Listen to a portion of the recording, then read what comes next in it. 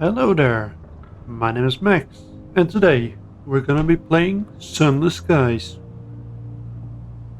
This is gonna be put probably in a bit of an awkward position because my last video was Minecraft, in which I talked about doing some other stuff, but now I'm gonna be recording something else.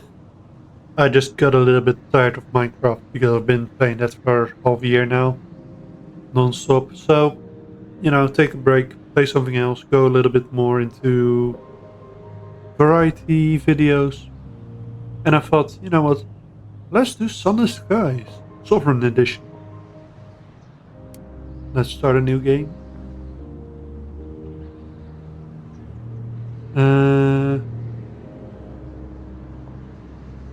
I'm gonna go merciful because I'm not that great. I don't need aim.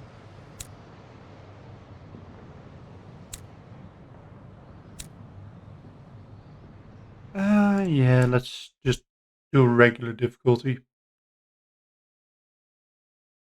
Let's see, everything's still good. Good.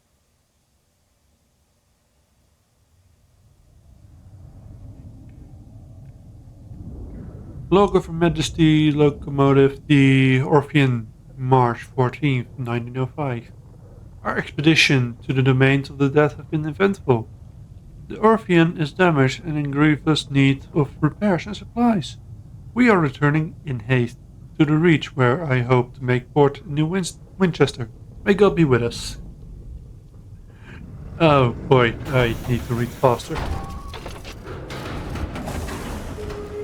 Feel better. Alright.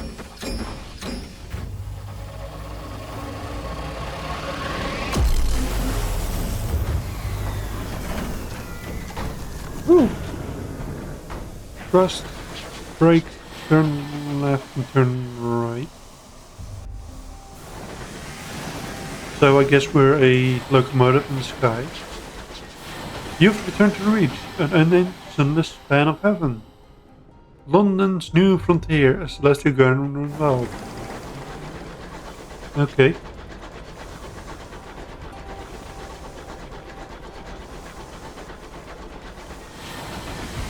Oh, I need to go that way.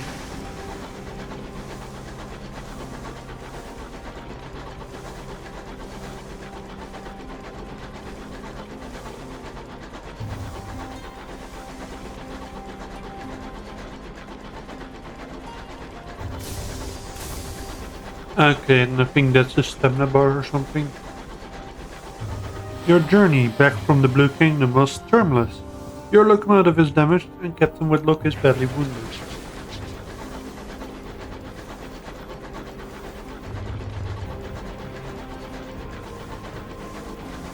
As first officer, the crew look to you. The nearest station is New Winchester, but can you get the Orphean there safely? Ooh, cruise control. Much to the relief of your stokers, you find a barrel of fuel. And the wreck is here, less fortunate even than you. We should scavenge her for the repairs, the crewmen suggest. Oops. The wreck hangs in the sky, pockets with recent gunfire. You and the boarding party don your sky suits, garments of waxed canvas lined with felt to protect against the cold of the sky. Two of the crew are whispering as they dress. What business did Captain Whitlock have in the Blue Kingdom anyway?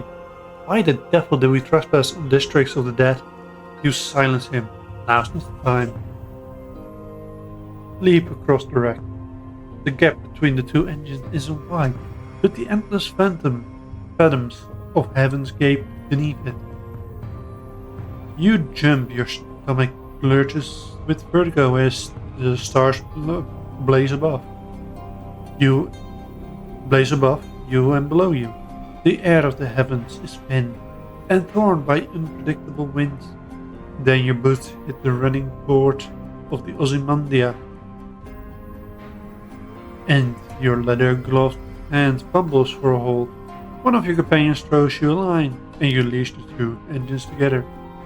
Only then do the rest of the boarding party follow you. One of them forces open an exterior latch, and you clamber inside. Her interior is cold and unlit and whistles with wind. Your party's lamps spread bitterly light over the narrow paneled passage. You make your way towards the halls, stepping over bodies crumbled in the corridor. Unfortunately, your way is blocked. A bulkhead has been mangled inward by a well-aimed barrage. Locate a length of pipe and use a pry bar to set to work. As you strain against the stubborn steel, you remember an event from a year ago. A boiler explosion had trapped an engineer under a tangle of plating and pipework. The captain was the first on the scene. You were second. Together, you managed to pry the wreckage upward enough for you to crawl beneath. While the captain braced the bar across her back. By all means, take your time, she grunted, as you dragged the engineer out. Back in the President, the twisted bulkhead yields. Your companions clear the exposed rubble away. The way is clear.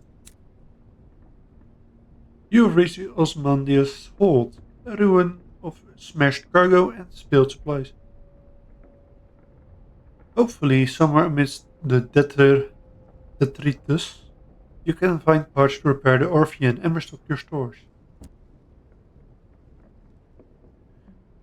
You find enough food and gear to restock your supplies, and enough spare parts to make necessary repairs to the Orphean. The food will need to be thoroughly thawed, of course, but you've eaten worse in disguise. Oh ho, cries one of the party, prying the lid of a crate. It holds a cannon. Still nestled in straw.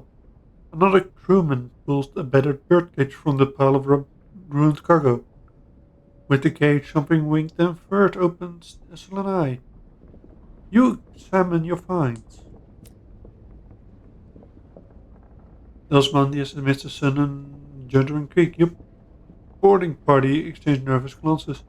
From the chaos of its hold, you have retrieved repairs and supplies and still covered some useful equipment. A gun that could be mounted on your locomotive, and an educated bat.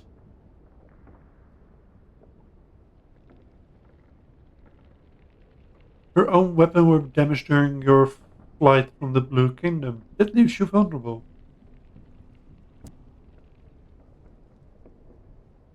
The Kotaro and Hunter Sage, Jerusalem. Fire single shells to good range, more or less accurate. You order two of your party to get back to your vessel and fit it immediately.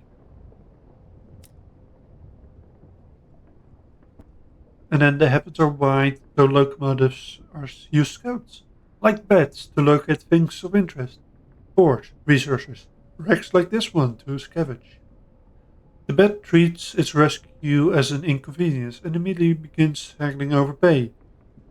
You offer to put it back in its damn cage and leave it on the Osmandia, at which point it becomes more polite. You doubt it will last.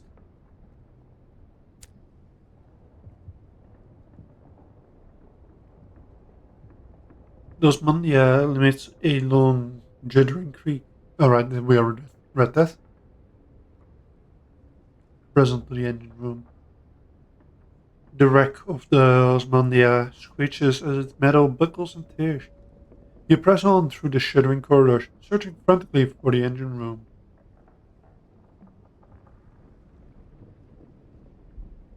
Go yourself and conduct a hasty search. Oh no. The engine room is grey, with spilled ash and littered with corpses. Little has survived of the Osmandia's ruin.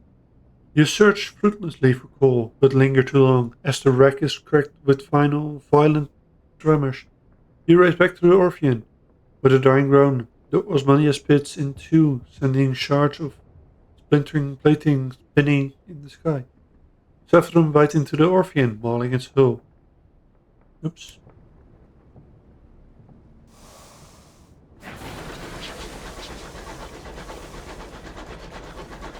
Press F to send back the scout.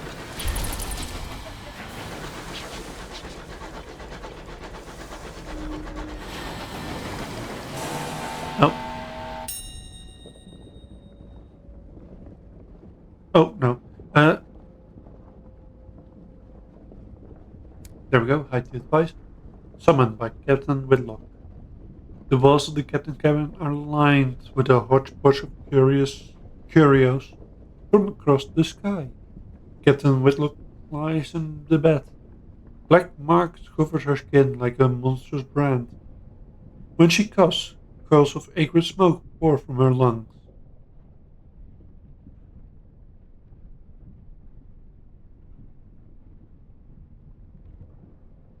Approach bedside.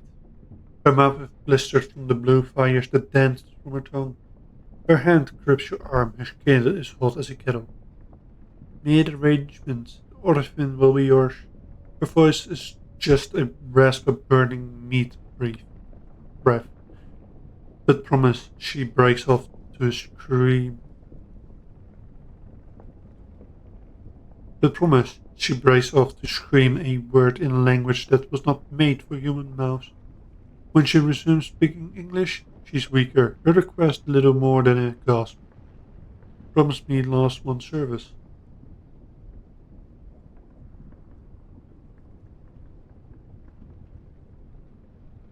Promise her you will obey your last command. She sinks back relieved. All in my will, she gasps. Be a better. She breaks off as a sigil burns into her bones flare, glowing cherry red through her flesh and skin. Better captains than I. The effort exhausts her. She sinks back into the scorched pillows and twisting, frantic fever. The walls of the kit. Oh,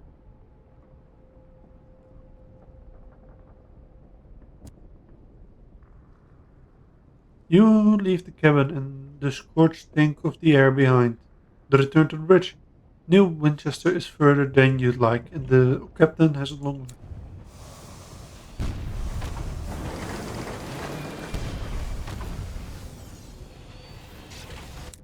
This is the tap. Alright, so here is something we need to go there then.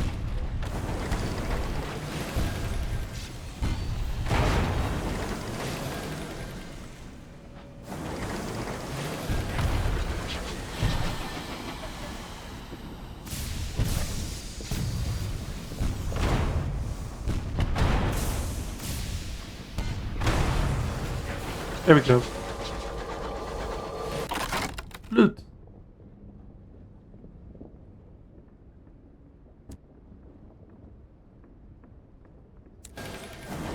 There we go. More hope.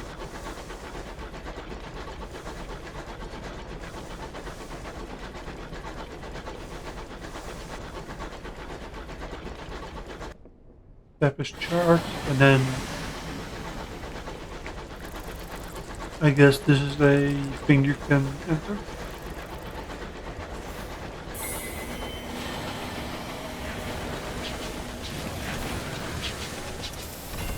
New Winchester, alright. You coast into a bustle, the din, the soot, and the steam of Wolvesay station. It is clogged with other engines. Scrappy mining locomotives from Listrum Way, weathered explorers gleaming with frost, sleek company vessels with bright brass fittings. No sooner have you pulled into the sidings than a brusque station master bustles over. He requests to come aboard. I must speak with your captain, he insists, brandishing a letter. The usual formalities.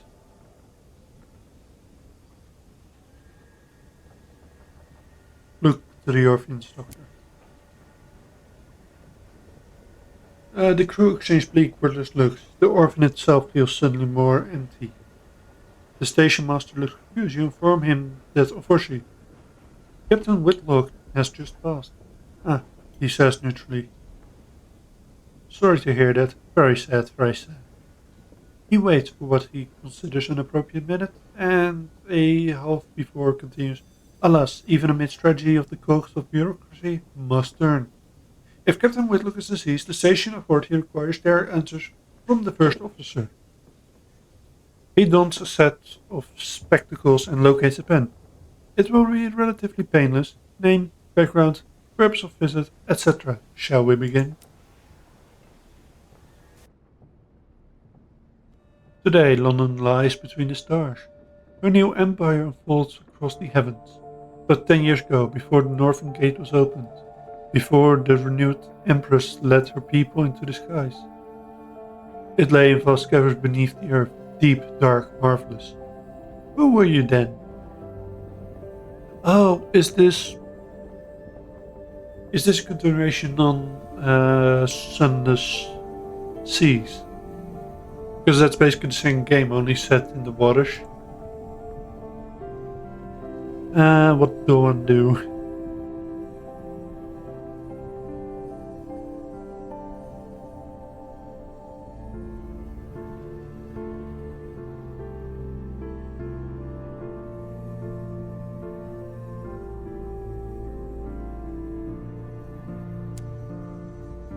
So I'm gonna go for a sailor.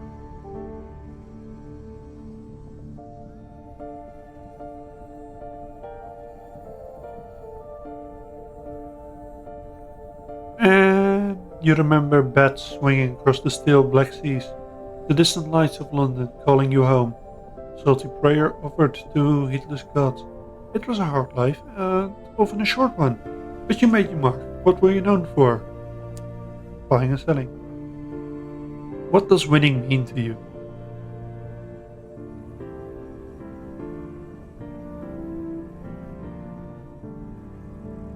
You want to come from retirement, and by comfortable you mean extravagant. You will immortalize your exploits in the Song of Skies. For centuries people have launched themselves into the unknown in hope of making a name for themselves. You're sure you will succeed, after all you never heard of anyone who didn't. Very funny.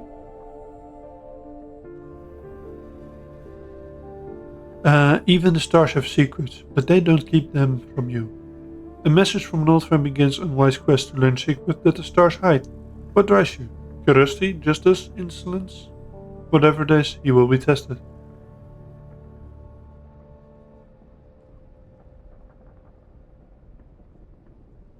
Um, I'm gonna go simple and go for wealth for now.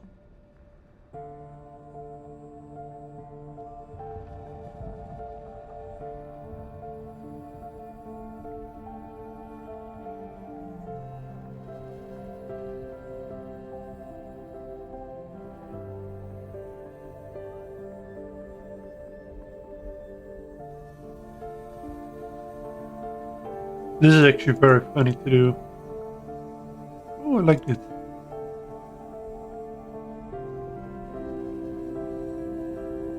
Specialist, doctor, professor, officer, archivist, principal, admin, secretary, intendant, nurse, comrade, brother, sister, reverend,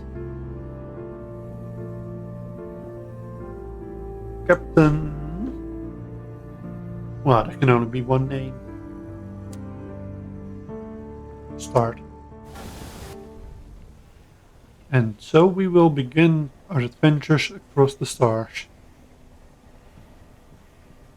This morning, Captain Whitlock received a simple memorial service. Her body was consigned to a necropolis train bound for the serene mausoleum.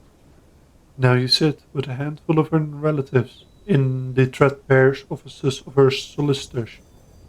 A methodical notary is reading the will. The captain was wealthy once, but squandered her capital on mysterious expenses before her expedition to the Blue Kingdom. The captain relatives from whom she was mostly estranged are clearly wondering why you are here. In a Fido Codicil, the notary announces, Captain Whitlock confirmed that possession of the Orpheum was to pass to its first officer. He peers at you with dry, grey eyes. This includes a certain black box contained in the Orpheum hold. Captain Whitlock's final request was that, at the time of your choosing, you transport said box to an address in London. He hands you an address card and deposits it there. You are not to look inside. She gave no explanation. And that's it. You're captain now. The Orpheum is yours.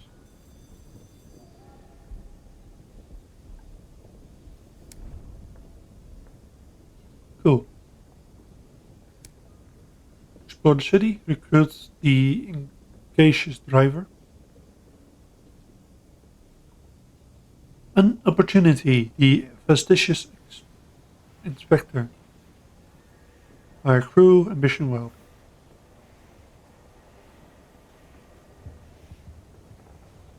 Stories, you have the shops. Okay, so you have alright. Shops, bazaar, engineering. You can buy stuff, the bazaar.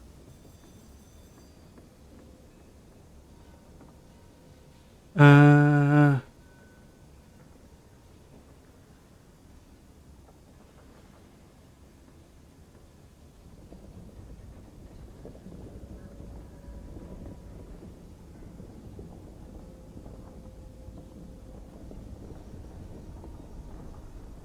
Alright, Victoria Market. So here you can just buy fuel and supplies. Ooh, and here you can get better engines.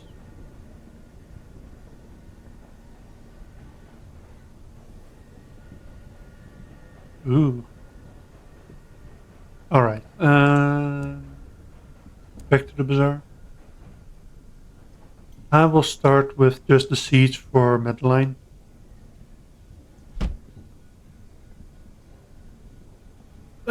Madeline lies to the west of Winchester. Okay. So now I need to explore somewhere on this map for Madeline. Good.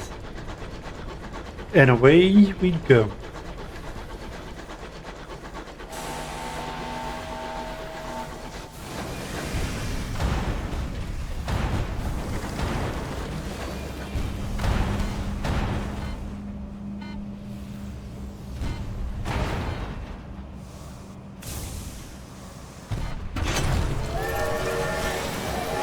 Oh, let's see what we got here. I got an upgrade point. Big facet. What did the winds of fate hold in store?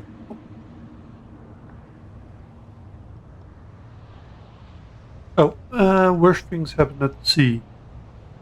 The sea does not forgive, it dares not forget.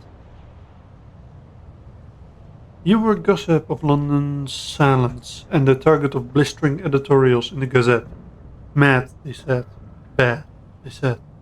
Dangerous to know. A spell in prison. You can close that date to death, it left its mark. And an interlude in red and gold. I think we're going to just go for something simple to go with the sailor. The sea does not forgive, does not forget. The undersea demands a price from all who saw her. What did she demand from you? A year of your life? Or your home?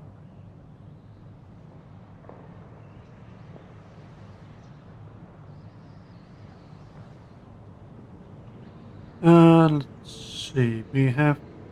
You were lost overboard, but the drownies bore you to the city beneath the waves. To comfort in the light. After a year and a day, you awoke on the mud banks of London and wept.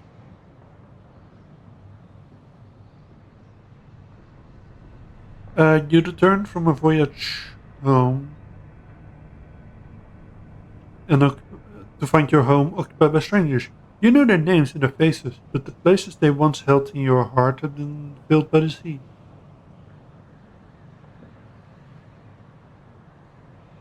Uh,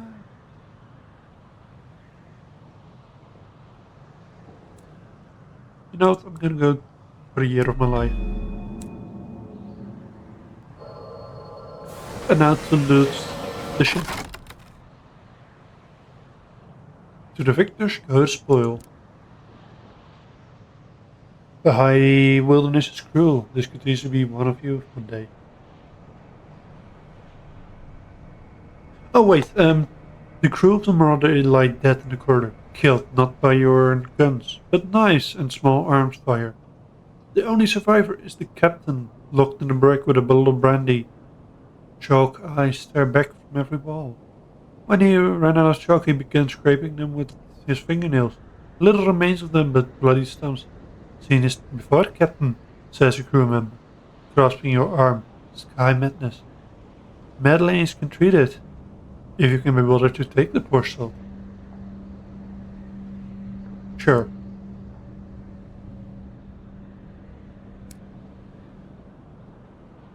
I have a lot of people still left, so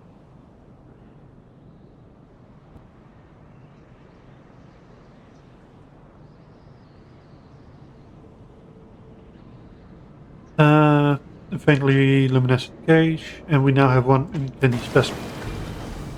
Alright, let's continue the adventure. So I found this spot using the bed, and I think might be meddling. Let's go onward. It wasn't meddling.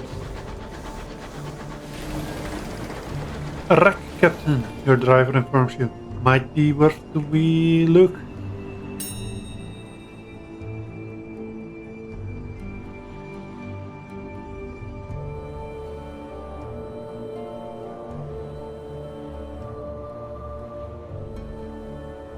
The windows of the crew quarters are occluded with frost. But was that movement you saw? Ooh, 9 crew. Your signaler fetches their signal lamp and flashes a patient message into each portrait window. There, a faltering glow burns in the frost. Someone has struck a match. You dispatch a boarding crew, they retrieve the survivor who is eager to sign on and hard work harder.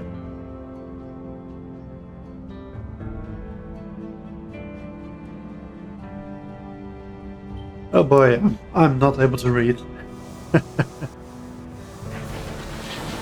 Anyway.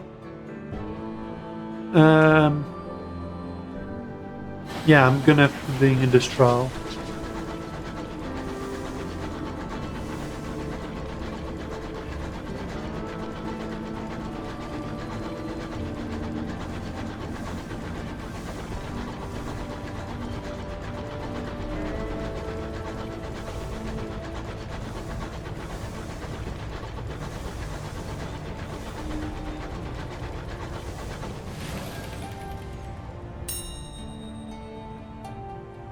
Oh, found the homestead. Settlers who live so far beyond the edge of civilization relish the hardships of solitude. They will fiercely defend their small territories, but occasionally welcome a company and trade. This homestead is almost hidden beneath a grove of wild, sprouting foliage, as if it were the victim of a fairy tale curse. The flora of the reach is difficult to tame, and the settlers that dwell here are struggling. I have no munition, so I can't do anything here. Sadly.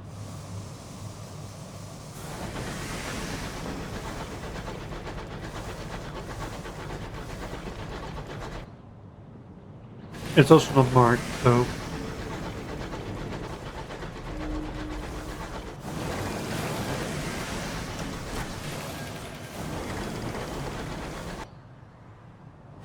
Well, you approach the memorial to the unknown red. One by one, your crew remove their heads. Grim news. Your last battle resulted in a number of injury among your crew. Your medical base crowded. The prognosis aren't good.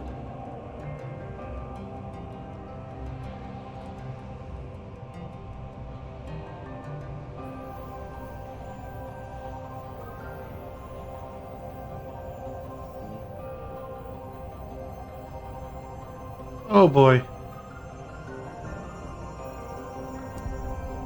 Nope, failed. So we just lost 3 crew members.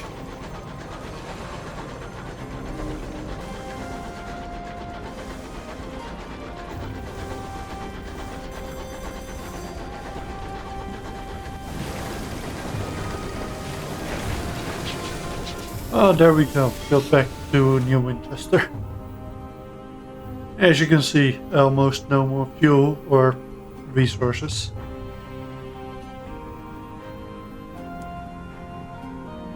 Let's go to the shops and restock.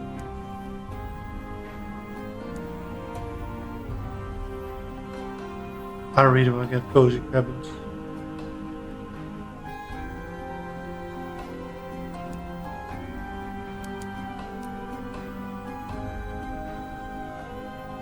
I only have 100 gold, don't I?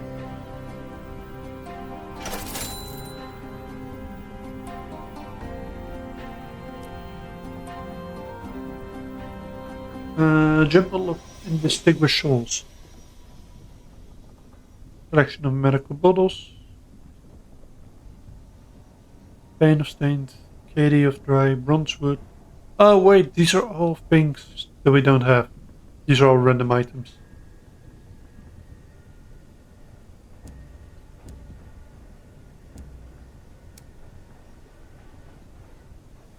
Oh yeah, we also lost some crew. One bad battle, lost a lot of hull and lost a lot of crew there, so not great.